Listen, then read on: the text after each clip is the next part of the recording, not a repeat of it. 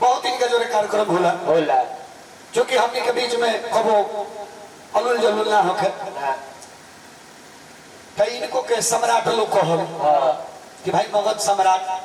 हमारो कोई जल लागल लोग कहे कि भोजपुर सम्राट ये समय का बात है अभी कथा दिन तो महीनों दिन नहीं धन्यवाद तब धन्यवाद हाँ वो थी सिंदरी सिंदरी सीमेंट प्लांट में कार्यक्रम रहे तब दो चार हाला सुननी तो हम बोला के कहनी की सुनी यहाँ के मगध सम्राट कही वो ठीक बा लेकिन हमारा के भोजपुर सम्राट मत को कल की का है हम कहने की देखी यहाँ के ओजा के सम्राट बनी जहाँ गाछ न वृक्ष हाड़ेर प्रधान हो हमारा के यहाँ हम कतना नीचे बानी हमारा से कतना कलाकार ऊपर बने एक और कोनो गिनती नहीं ऐसे हमारा के सम्राट कहो तो जे बड़ बड़ बा उनको अपमान हो इनका के कहो तो कोनो बात नहीं इनका के के हो हां जहाँ गाछ न वृक्ष हाड़ेर के प्रधान को दियो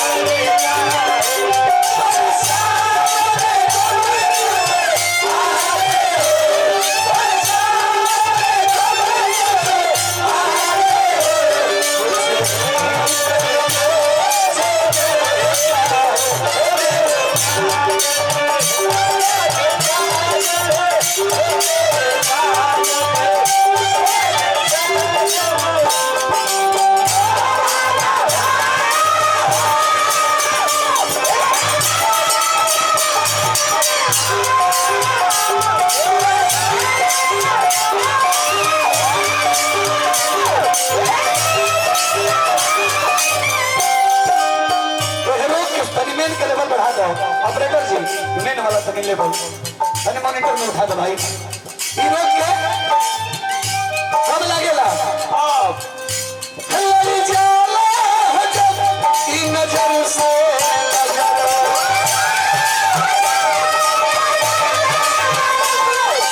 देखो रुपया गिरल बा बुझा आता ना 1 करोड़ रुपया तिवारी जी मिल गए बनो यानी कि रुपया सीधा जाता तो वो करा बुझात रही लड़ी जाला जब इन नजर से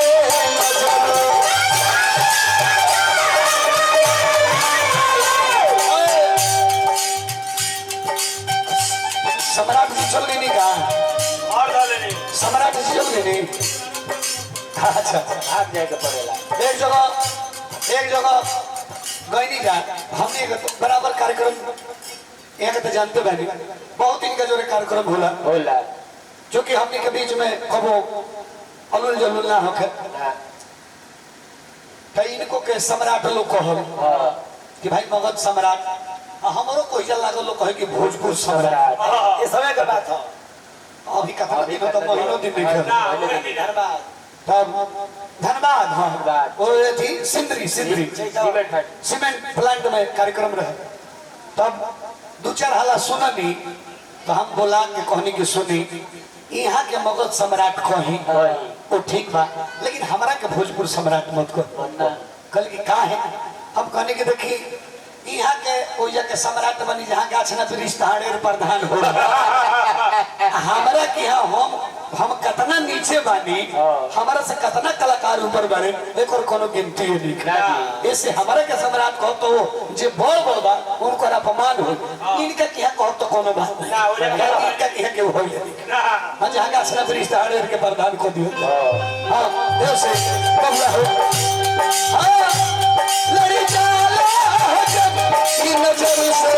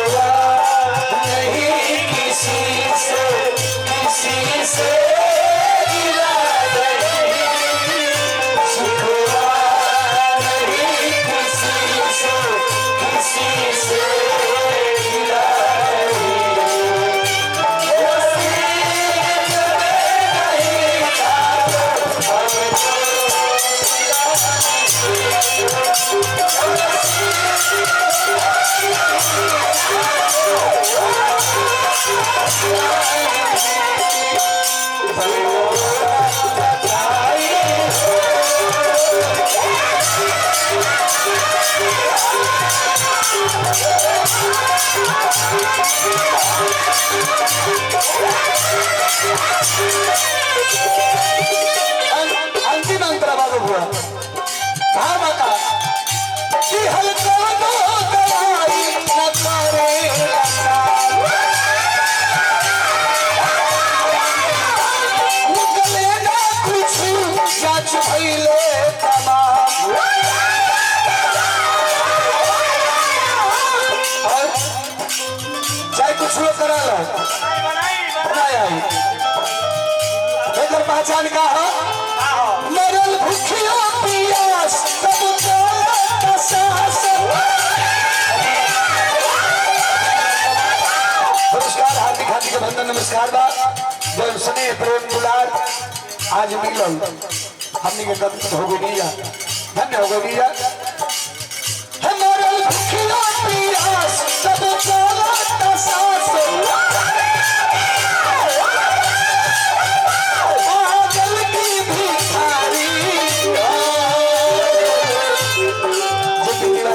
दुनिया दुनिया को नाम देला जब प्रेम रोग लाग जाला केहू कहीं के रे पागल है केहू कहीं किनारे भीख मांगा है क्यों कही कि पागल काहे कैसे कि कब हंसब कब रोए लगब पागल की भिखारी हंसी कब रोवाई